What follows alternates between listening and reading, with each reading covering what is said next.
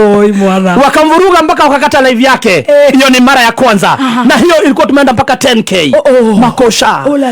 Kidogo sasa wakakubalishwa kwenda live. Walikuwa wanapelekana hivi pale ukipenda pale kukubalishwa. Yes. Kidogo mbinu ya kuhalifu. Mbinu za kuhalifu. Walikuwa wamejibebea Starlink. Ile wezi kota. Ile wezi kata. Kimoda. Salale. Wakaenda live wakiwa wote. Pale ukipenda William Samohang. Profesa na Kimoda mwenyewe wote walikuwa live hapa kwa hapa. Anataka kuwa na gaja igathira.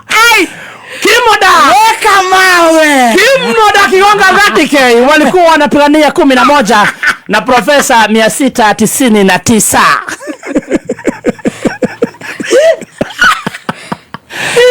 MC wa event alikuwa Richard Nge.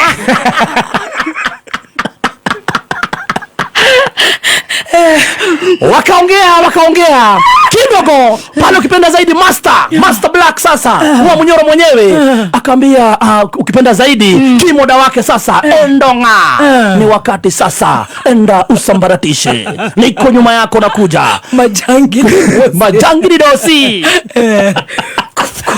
akajaza pale Korobosta akapewa microphone na Richard Nge.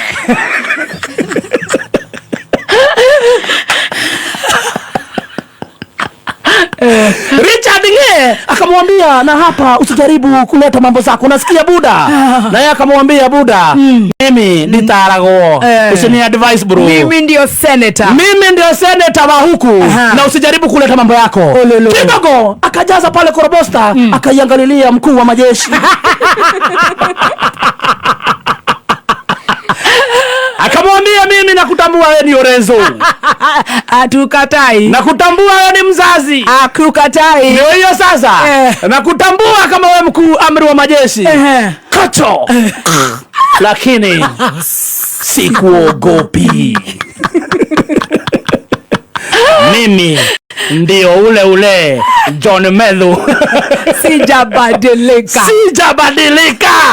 Kidogo jamaa kaona hiyo itoshi. Sasa pale amepiga risasi kwenye viti za mkuu wa majeshi.